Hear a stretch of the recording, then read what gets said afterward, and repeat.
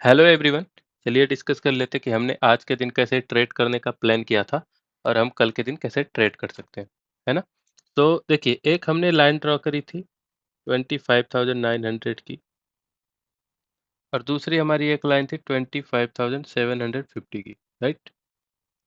मैंने बोला था कि मार्केट आज के दिन बहुत ही ज़्यादा आसान रहने वाली है, ज़्यादा कुछ ट्रैप नहीं करेगी मार्केट, है ना? क्लियर कट मूव्स आ सकते हैं और मुझे नहीं लगता कि इससे ज़्यादा आसान मार्केट आपको मिलेगी और बहुत ज़्यादा आई होप प्रॉब्लम नहीं हुआ होगा आज के दिन ट्रेड करने में, है ना?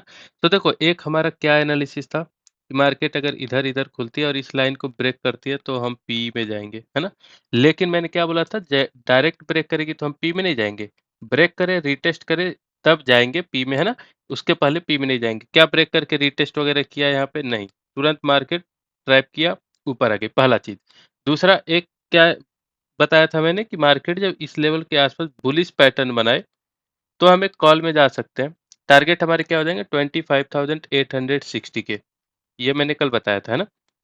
देखो, मार्केट ने यहाँ पे एक पैटर्न बनाया, यहाँ के आस-पास एंट्री बनी, इतना बड़ा एसएल था। हो सकता है कि कई लोगों ने ट्रेड लिया हो, पर्सनली मैंने नहीं लिया था और यहाँ पे ट्रेड छूट गई। देखो, एनालिसिस के हिसाब से थी, लेकिन यहाँ पे मैं ना पर्सनली यहाँ पे थोड़ा-सा रिट्रेस करने का वेट कर रहा था ताकि ऊपर जाए, है ना?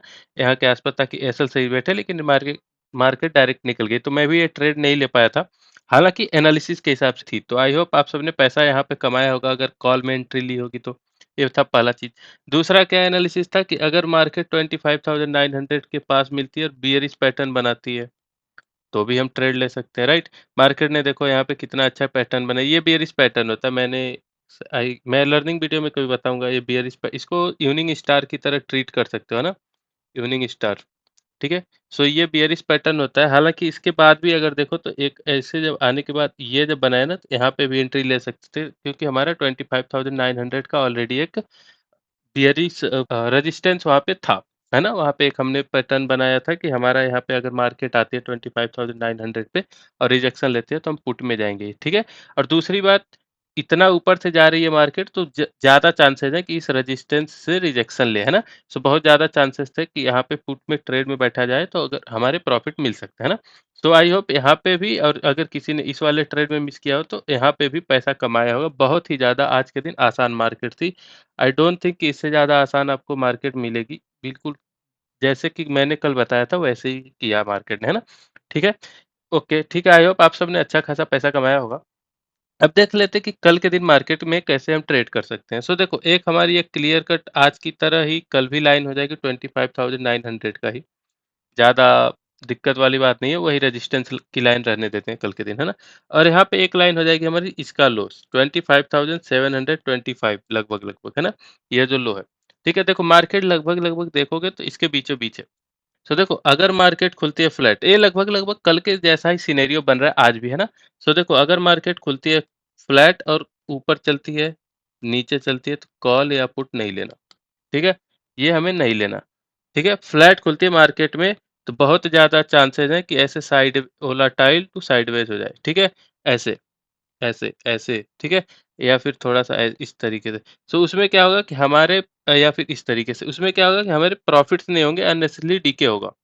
ठीक है? तो अननेसेसरीली उसमें ट्रेड लेने का कोई फ़ायदा नहीं है। तो देखो, एक लाइन ये ड्रॉ कर लो और एक लाइन ये ड्रॉ कर लो, जब तक मार्केट इस बड़े से रेंज के बीच में है, ट्रेड मत करना। हाँ, 200 पॉइंट की रेंज है, बोलोगे कि हाँ भाई, इतने बड़े मार्केट रेंज में तो मार्केट रहेगी। हाँ, ठीक है, लेकिन वो उसमें ट्रेड नहीं मिलेगा ना, हमें अननेसेसरीली डीके होगा तो फ़ायदा क्या है? ठीक है? सो हमारा कल की तरह ही आज भी सिनेरियो हो जाएगा कि हम एक साइड जाने का वेट करेंगे, ठीक है? या तो इस लाइन को ब्रेक करे या तो डिफेंड करे या फिर नीचे ब्रेक करे या डिफेंड करे, ठीक है? उसके हिसाब से न हम एनालिसिस कर लेते हैं।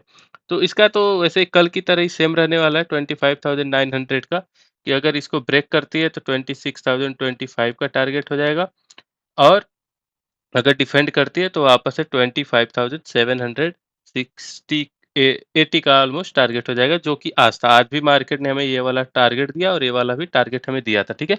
उसी तरीके से कल भी हो जाएगा। तो ये ऊपर का बता दिया, ये नीचे का बता दिया और कल भी ऐसे ही सिनेरियो रहने वाला है, डिफेंड करके रीटेस्ट करे, सॉरी ब्रेक करके रीटेस्ट करे तो ही ट्रेड लेना, ठीक है? ऐसे ट्रेड मत लेना, ओके?